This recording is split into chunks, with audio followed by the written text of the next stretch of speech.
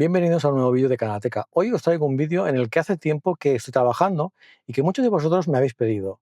Cómo usar el cambio automático DSG en los coches del grupo Volkswagen, y también voy a combinarlo con el sistema Auto Hold que frena el coche, ya que esto puede influir en la manera de usar este cambio automático. Bien, es muy posible que los seguidores del canal al otro lado del Atlántico, especialmente los compañeros de México, se extrañen de que hagamos un vídeo de este tipo. En Europa en general, la preferencia de los conductores ha sido el cambio manual, principalmente por dos motivos. El primero es el sobrecoste que conlleva comprar un coche automático, y el segundo, la mayor eficiencia que hasta ahora habían tenido estas cajas de cambio. Actualmente las cajas de cambio han mejorado mucho y prácticamente están al mismo nivel de eficiencia, y la diferencia de precio también se ha reducido, aunque por ejemplo en la Teca el coste es de unos 2.000 euros más. El caso es que en la actualidad la preferencia de los conductores europeos ya está en el 50%. En Estados Unidos la preferencia siempre ha sido el cambio automático, seguramente por el precio del combustible, mucho más barato que en Europa, con lo que esa mayor ineficiencia de la que hablaba nunca ha sido un problema. Pues bien, desde que abrí este canal, muchos seguidores hicieron el paso de cambio manual a automático con el SEAT o Cupra Ateca y me pedían que hiciera un vídeo sobre cómo usar esa caja de cambios. Los que me siguen desde el principio saben que inauguré este canal con un SEAT Ateca con caja manual,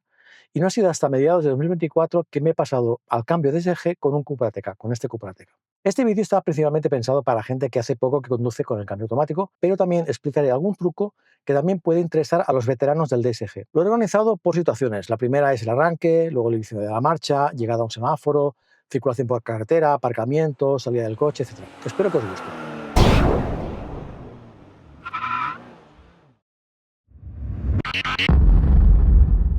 Vamos a iniciar la marcha. Lógicamente, lo primero que haremos será arrancar el motor, para lo cual pulsaremos el pedal de freno y el botón de encendido. La palanca normalmente estará en posición P, pero si está en posición N de neutra o punto muerto, también puede arrancar siempre que no estemos por debajo de 10 grados bajo cero. La P corresponde al bloqueo de aparcamiento, con la cual las ruedas motrices están bloqueadas. Ni se os ocurra poner la palanca en esta posición cuando el coche está en movimiento. La posición la tenemos iluminada al lado de la palanca, pero yo he cambiado el pomo para que también me lo indique aquí, en la parte del pomo. Os dejo el enlace de cómo cambiarlo en la descripción. Ahora vamos a iniciar la marcha. Para ello tendremos que llevar la palanca a la posición DS, que es la posición permanente para marcha adelante. Si intentamos mover la palanca desde la posición P, notaremos que no podemos moverla. Esto es por seguridad, y tenemos que mantener apretada la tecla de bloqueo y simultáneamente pisar el freno. Esta tecla de bloqueo tenemos que pulsarla tanto para llevar la palanca a la posición P como para sacarla.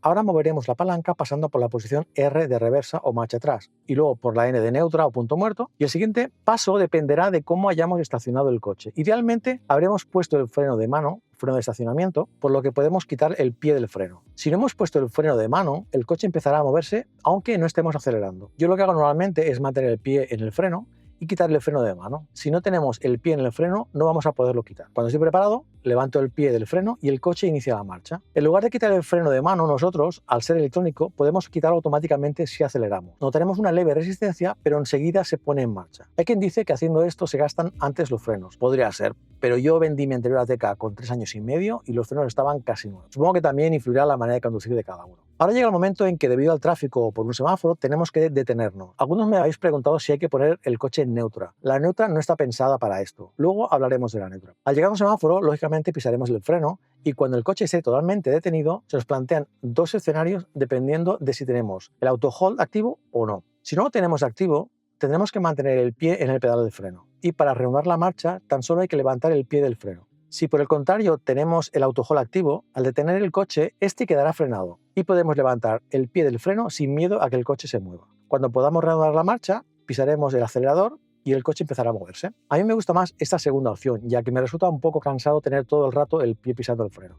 Pero hay muchos seguidores que el auto hold no les gusta y lo llevan siempre apagado. Bien, ahora salimos a la carretera y os planteo un par de escenarios. El primero es un adelantamiento o la incorporación a la carretera, donde nos va a ir bien ganar aceleración, cosa que podemos conseguir moviendo la palanca hacia nosotros, que está en posición D, y pasará a S, que es el modo Sport. Para volver a la aceleración normal, repetiremos la operación y la palanca volverá a la posición D. Un segundo escenario es en curvas o cuesta abajo, donde puede tener sentido usar el freno motor. En estos casos, si tienes levas en el volante, pulsando la leva izquierda vamos a reducir mucho más rápidamente que con un cambio manual, ya que con 2 o 3 toques podemos bajar de marcha en menos de un segundo. Eso sí, vigilar las revoluciones antes de hacerlo. Cuando usamos las levas veremos en la pantalla que la D pasa a ser una M de manual, con el número de marcha engranada. Al cabo de unos segundos, si no hemos vuelto a tocar las levas, el coche se volverá a poner en modo automático. También volverá a ponerse en automático, por ejemplo, si hemos usado las levas para ayudar a detener totalmente el coche ante un stop o un ceda al paso. Pero en ocasiones me ha pasado que el coche llega a ponerse en primera sin detenerse del todo y se mantiene en manual, con lo que podemos tener una subida de revoluciones muy rápida ya que estamos en primera. Pero tranquilos, si no hacemos nada, el cambio acabará pasando automático en algún momento. Pero yo no me siento cómodo con el coche tan revolucionado, por lo que si os pasa esto podéis hacer tres cosas. La primera es la que menos recomiendo y es que pulséis la leva de la derecha para subir de marcha. Si no tenéis experiencia conduciendo con levas, os vais a liar. Lo que os recomiendo es que vosotros mismos forcéis la vuelta al cambio automático, ya sea manteniendo la leva derecha pulsada un segundo o bien mi opción favorita, que es empujando la palanca hacia atrás, que creo que es lo más rápido y no hace falta desviar la vista de la carretera para hacerlo. Y otro tercer escenario es que queramos una conducción totalmente manual. Para entrar en este sistema, moveremos la palanca a la derecha. Esto podemos hacerlo tanto en parado como en marcha. Y usaremos la palanca hacia adelante para subir marcha y hacia atrás para reducir marcha. Con este sistema, el cambio nunca volverá a modo automático por sí solo.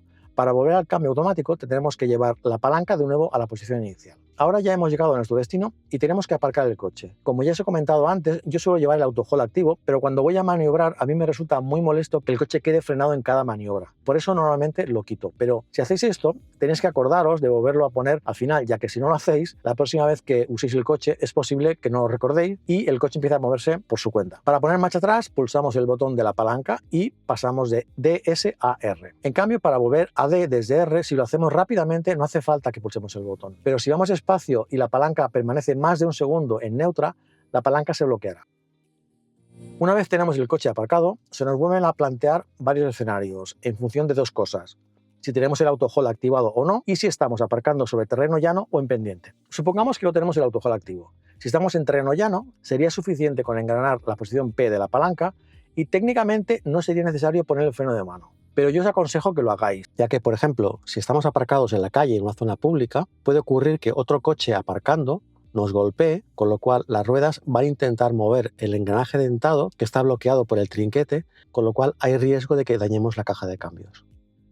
Pero si estamos en pendiente, es muy importante poner el freno de estacionamiento antes y de la siguiente manera: pisar el freno, poner la palanca en neutra, poner el freno de estacionamiento. Aquí ahora notaremos que el pedal de freno se hunde un poco más. Y si queremos hacerlo perfecto, levantaremos el pie de freno y notaremos que todo el peso del coche se asienta. Pisaremos de nuevo el freno para que se bloqueen las cuatro ruedas con el peso caído. Y a continuación, poner la palanca en posición P. De esta manera conseguiremos dos cosas: que luego sea más fácil sacar la palanca de la posición P al arrancar y que el engranaje dentado de la caja de cambios no sufra, ya que el peso del coche lo estarán soportando los frenos. Ahora supongamos que tenemos el auto-hold activo. Como acabo de comentar, lo importante es que si estamos en pendiente pongamos el freno de estacionamiento antes de engranar a la posición P. En este caso no habría diferencia con llevar o no el auto-hold activo. La única diferencia sería aparcar en llano, donde el orden ya no es tan importante, por lo que podríamos engranar la posición P directamente mientras pisamos el freno y a continuación apagar el motor. Al tener el auto-hold activo, el freno de estacionamiento se activaría automáticamente. Y una vez apagado el motor, ¿podemos salir del coche? Pues depende. Depende de si la palanca está en posición P. Es decir, nada nos impide parar el motor en cualquier otra posición, pero cuando abramos la puerta del coche nos va a advertir de ello con un pitido y un mensaje en el cockpit.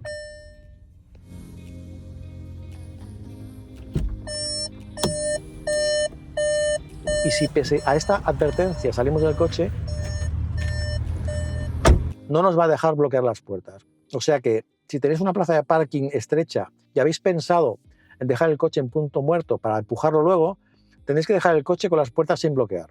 Bueno, ahora que estamos al final del vídeo, reconozco que toda esta información puede parecer mucha si eres un novato con el cambio de DSG, pero créeme que en unos pocos días lo harás sin pensar. Y si tenéis alguna pregunta, como siempre, me lo podéis poner en los comentarios. Nos vemos en el próximo vídeo. Adiós.